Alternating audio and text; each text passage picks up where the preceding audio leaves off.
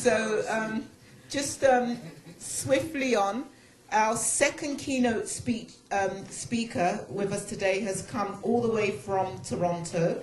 He is our guest keynote speaker for tonight, Dr. George Sefa Dei, Chair of Department of Sociology and Equity Studies. He is a professor and chair of the Department of Sociology and Equity Studies at the Ontario Institute of Studies in Education, University of Toronto.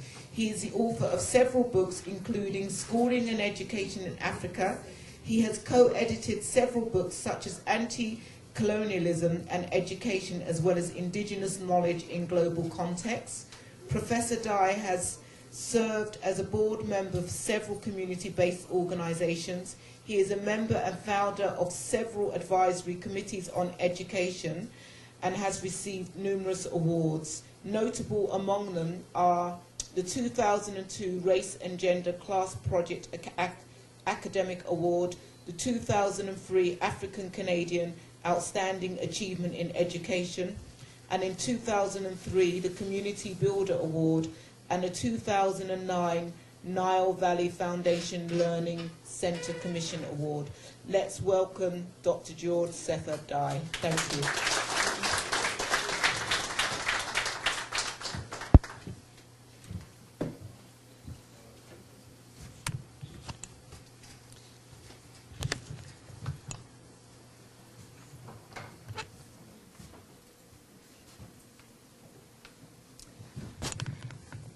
Good.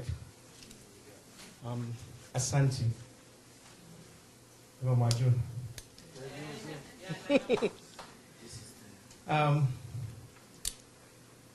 I just want to thank the ancestors for making today possible and for being here. And I know there are a number of elders in the room here.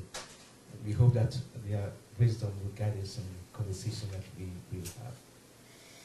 I also know that you've had a lot of information actually fed to you today, and you're all tired. So I'll try and be very, very quick and to the point in terms of my comments. And hopefully, if there is time, we can engage in one or two questions and discussion.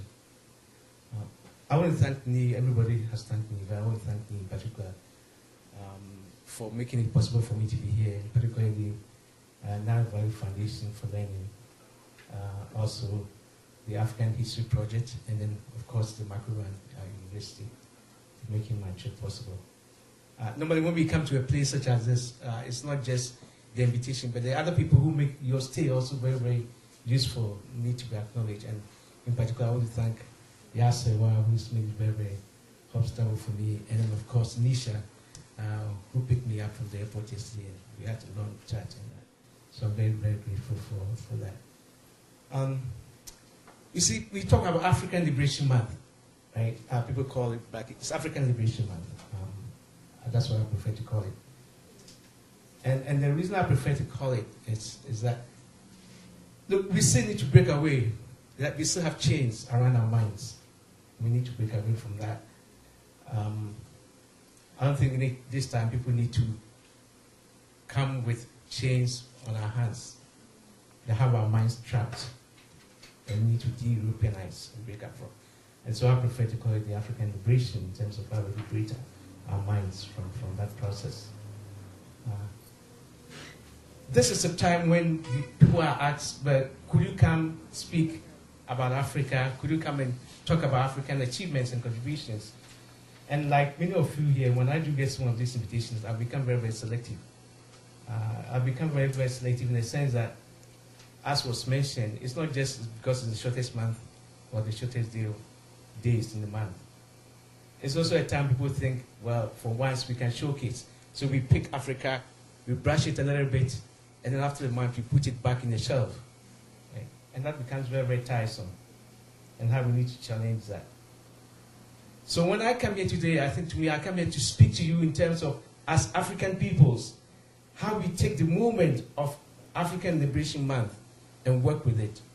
Because we look at our school systems at the moment, for example, and we have a number of our youth who are currently in schools who know nothing about us, Patrick was saying, about our culture, our history. Even they deny their identity as African peoples. and they take on the tropes of somebody's lens. You ask them who you are, and they have to struggle to define that issue of identity.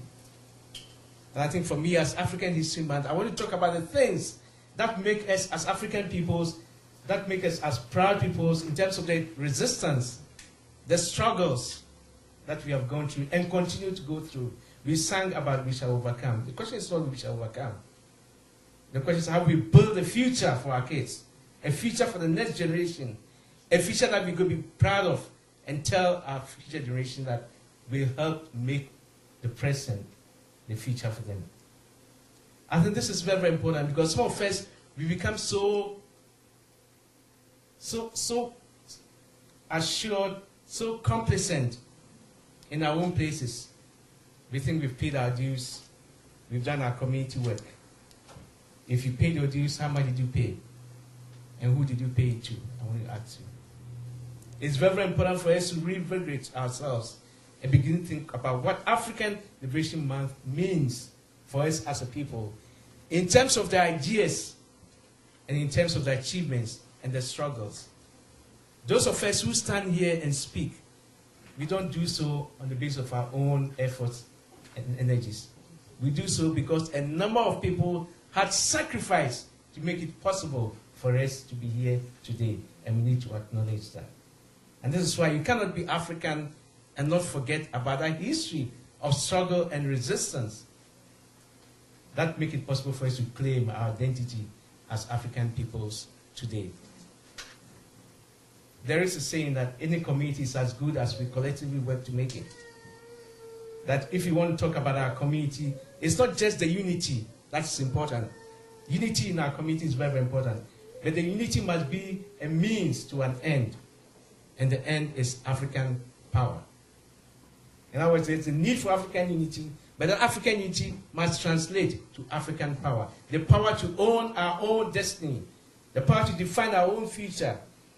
The power to be able to talk about what it is, what our story is, and to claim that voice that makes it possible for us to be Africans. So we need to go back and look at some of the things that happened in our history. And I'm talking here of pre-contact African history, and look at some of our achievements and see how some of these things either continue today or they have been lost, and we ask, how do we reclaim and move on and design our own futures rather than have certain things imposed on us as African peoples. So we look back at pre-contact Africa, pre-contact, pre-colonial Africa. One of the things that we know, for example, and here I want to talk specifically about West Africa, that the ancient empires, Ghana, Mali, Songhai, those empires were not created by accident. The achievements of those empires, we start with Ghana, for example. We go back to the 2nd and 3rd century AD. The achievements that can be seen in terms of the monuments, the architecture, the trade in gold, ivory, and salt, how it became the envy of others to invade our people and our communities. So today when we talk about Africa in crisis, don't let us forget that there was at one point in time when our wealth became a source of curse, and people had to come and appropriate and exploit those resources. So it's very, very important for us to go back and look at that. Again, in the history, pre-contact Ghana Empire, we talk of towns. One of the towns, Kumisale, those of you who know a bit of our history, Kumisale at the time in the 2nd century AD had about 15,000 inhabitants. So we are not talking about villages, little villages here and there. We already had the towns and the cities. And yet, when you hear somebody talk about, well, in Africa today, are we living in trees, on trees? They forget about that history, the pre-colonial history. And then we come to Mali, the Mali Empire, which came after Ghana.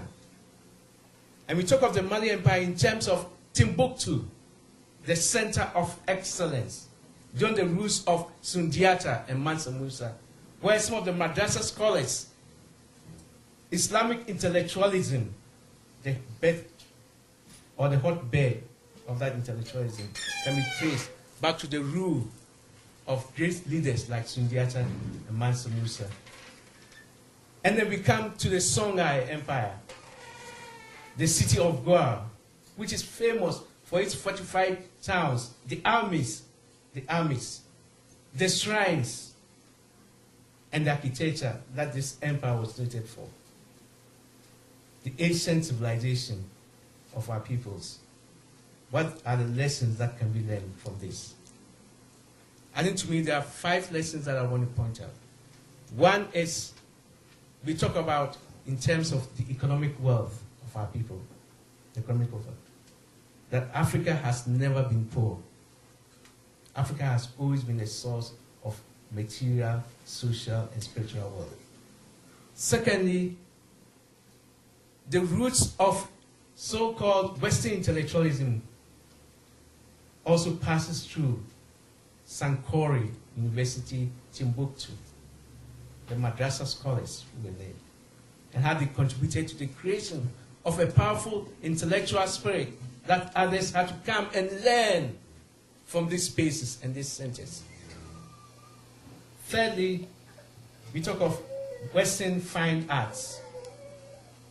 Today we talk of some of these Western fine arts in terms of some of the achievements, like some of these Western artists, whether it's Pablo Picasso, Henri Matisse.